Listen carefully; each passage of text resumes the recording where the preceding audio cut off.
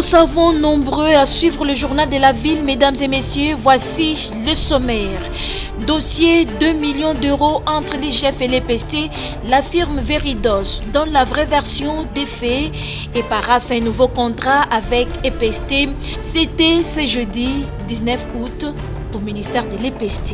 L'Église catholique et l'Église du Christ au Congo décrit les comportements des 6 confessions religieuses qui ont encore déposé le PV au Parlement sans un consensus trouvé sur la désignation du candidat président à la Commission électorale nationale indépendante. Et les promoteurs de l'organisation de forces indépendantes de la société civile Office interpellent aux confessions religieuses catholiques et ECC particulièrement à ne pas donner leur caution à Inseni qui pour lui est acquise à la cause de la classe politique. C'est tout pour les sommaires, mesdames et messieurs. Encore une fois, bienvenue dans ce journal.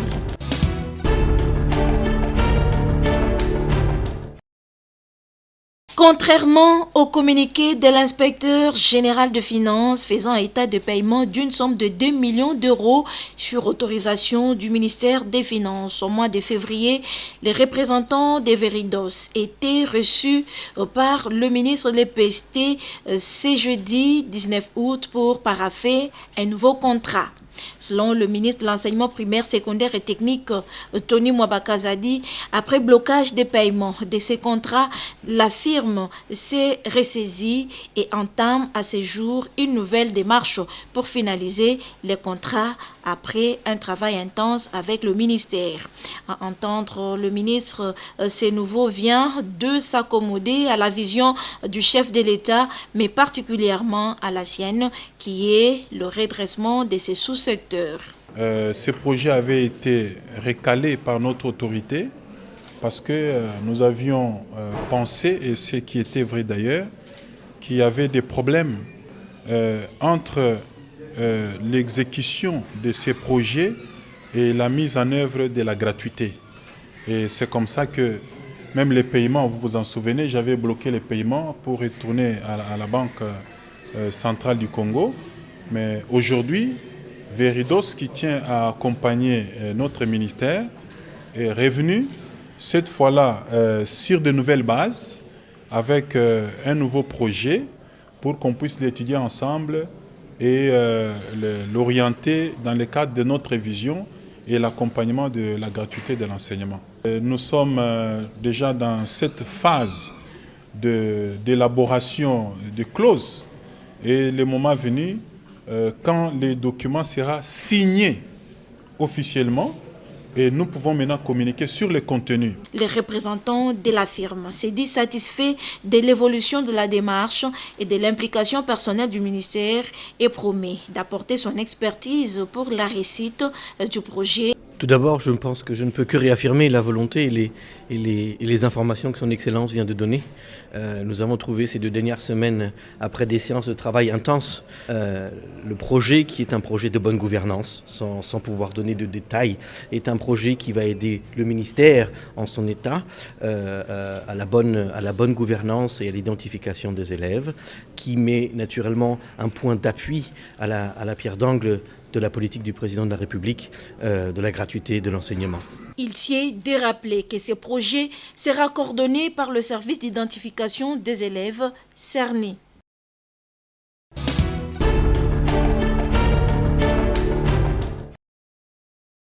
Une journée très chargée pour le ministre de la Santé publique, Hygiène et Prévention, le docteur Jean-Jacques Mbongani Mbanda. Ce jeudi 19 août, le ministre a accordé plusieurs audiences en son cabinet de travail.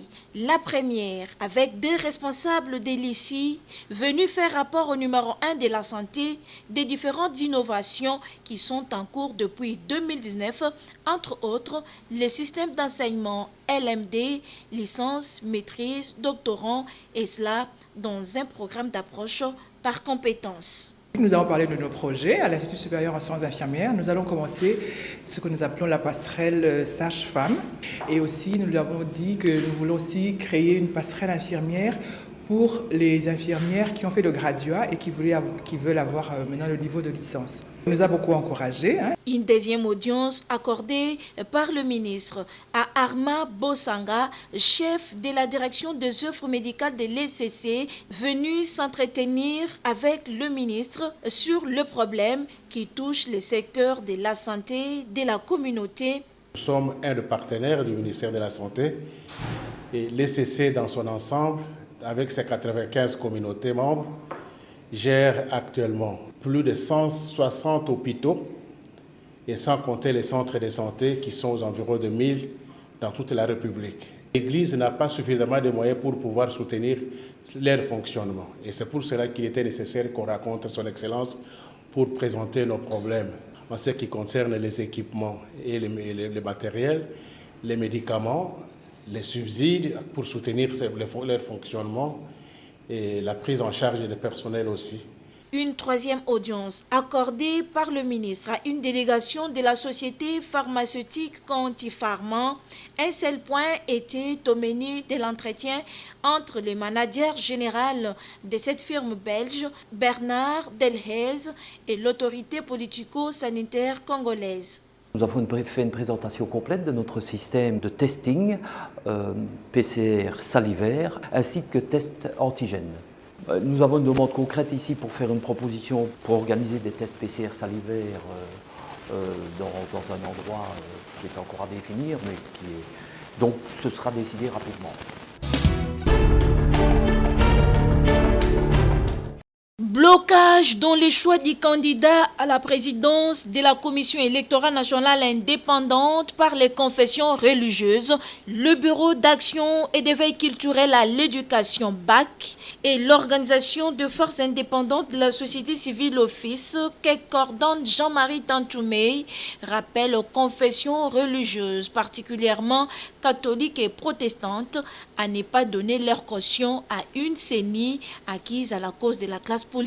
Le BAC et l'Office interpellent et rappellent aux confessions religieuses, particulièrement catholiques et protestantes, à ne pas donner une caution inutile à une CENI acquise à la cause de la classe politique dirigeante. Elles ont tout intérêt à se réserver et elles sortiront la tête haute. Autrement, elles seront éclaboussées d'ici quelques jours, comme l'archevêque l'a été il y a un certain temps. Cependant, les promoteurs du BAC et de l'Office plaident pour la création d'une commission de contrôle des élections. Avec une détermination d'une société civile laïque et religieuse, bien organisée, indépendante des partis politiques, la création d'une commission de contrôle des élections va contraindre la CENI à reculer et à mettre un terme aux extravagances observées jusqu'ici. Car nous devons prouver que le souverain primaire est majoritaire et plus fort que la classe politique dirigeante. L'homme se découvre devant l'obstacle, précise-t-il. Le tigre ne chante pas sa tigritude. Au lieu de gémir et pleurer, il faut agir. Nous devons savoir que l'homme se découvre devant l'obstacle, a dit Saint-Exupéry. Devant l'obstacle d'aujourd'hui, les confessions religieuses, catholiques et protestantes, qui ont des chrétiens à travers tous les pays, doivent cesser de courir derrière les dirigeants politiques. C'est plutôt à la classe politique dirigeante à courir derrière les églises, les vraies, puisque la crédibilité ne peut se vendre ni ne peut s'acheter. Pour le doyen de la société civile, la Commission électorale nationale indépendante doit être libre et transparente.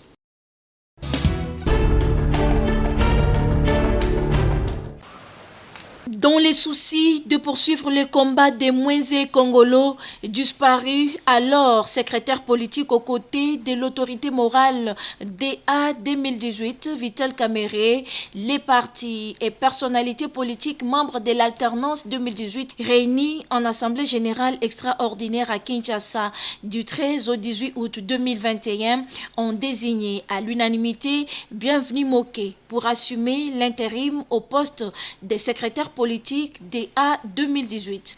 La déclaration de sa désignation est lue ici par Thérèse Kongolo Lokota, membre DA 2018. Considérant l'impérieuse nécessité de poursuivre le combat de l'illustre disparu aux côtés de l'autorité morale de A 2018, l'honorable Vital Kamerhe, l'Assemblée générale électorale a désigné à l'unanimité Monsieur Bienvenu Moké pour assumer l'intérim au poste de secrétaire politique de A 2018 en attendant l'application des dispositions pertinentes de sa charte constitutive, spécialement en son article 24. Le mandat a été donné à l'acteur désigné pour gérer au quotidien le regroupement et le représenter auprès de tous les partenaires politiques.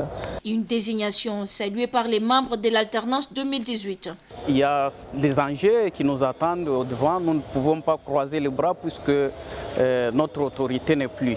Nous avons porté le choix sur M. Moké à ce qu'il puisse organiser la continuité de la plateforme.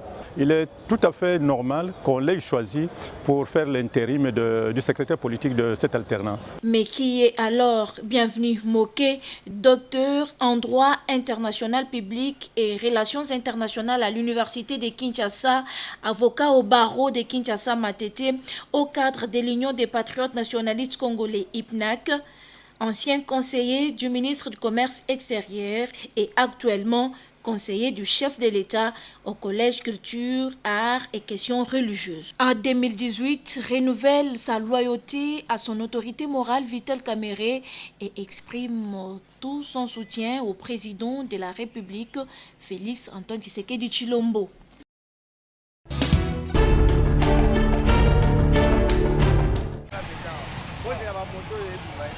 La campagne et la sensibilisation de la sémence maïs variété JKK 981 se poursuit en RDC. L'équipe de Madame Safi Kazadi vient d'effectuer une mission dans la province du Kwilu, dans la ville de Kikwit et la ville de Moanda, dans le Congo central. Partout où elle passait, l'accueil était chaleureux par la population qui a compris l'importance de l'agriculture et de la variété JKK 981. À Kikwit, c'était la campagne agricole. L'équipe de Madame Kazadi a préparé la terre, a organisé et a sensibilisé la population contre la Covid-19. Elle parle ici du travail abattu et grande est sa joie. Par Kikwit, on s'est organisé, on est parti voir le maire qui nous a donné feu vert pour l'entrée au champ. Là, on était parti pour la préparation, donc l'organisation, la sensibilisation aussi sur la Covid-19. Et de là, nous avons commencé par délimiter les terrains. Et après avoir délimité les terrains, nous sommes passés au labour par les tracteurs. Là, ils entrent maintenant dans la mécanisation. Donc, culture mécanisée qu'ils ne connaissent pas chez nous.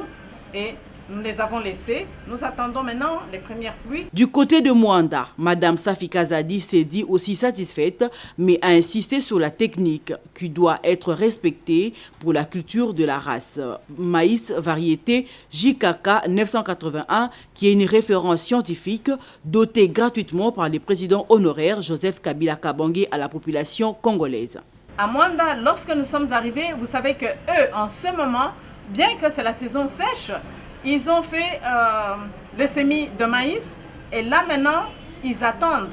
Le maïs variété JKK 981 est en croissance. Ils ont assimilé. Mais le grand problème qui est là, nous sommes très contents, le grand problème avec maïs variété JKK 981, il faut respecter donc un grain ou une graine par poquet. Alors jusque-là, eux doutent encore du haut rendement, de la performance de la sémence JKK 981. La population de Moanda, comme celle de Kikwit, ont formulé une demande de recevoir du président honoraire Joseph Kabila Kabange des engins pour faciliter leur travail de champ.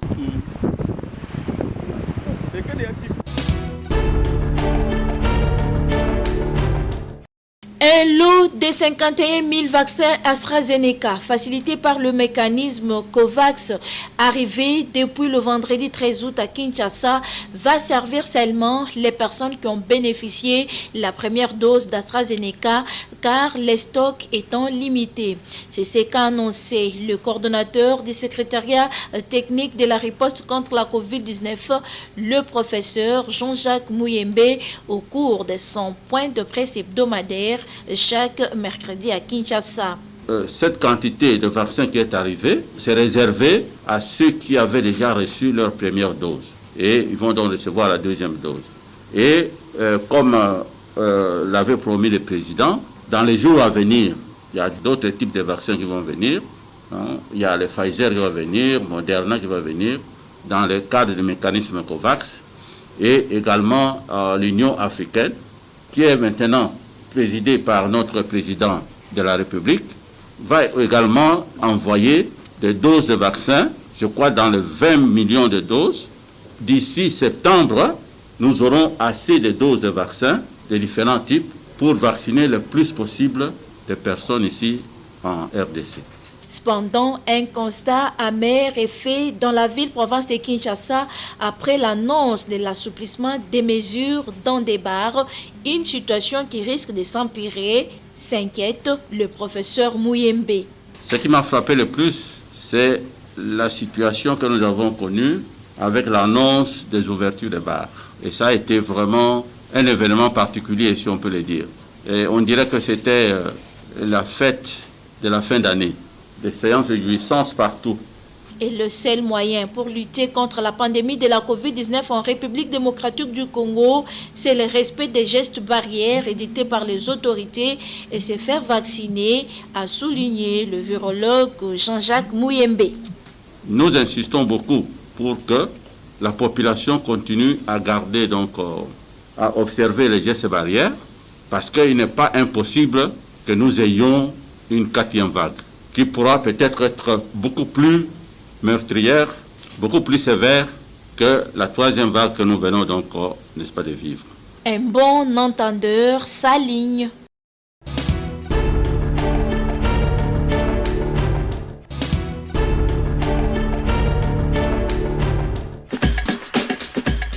Nous sommes arrivés à la fin de ce journal de la ville, mesdames et messieurs.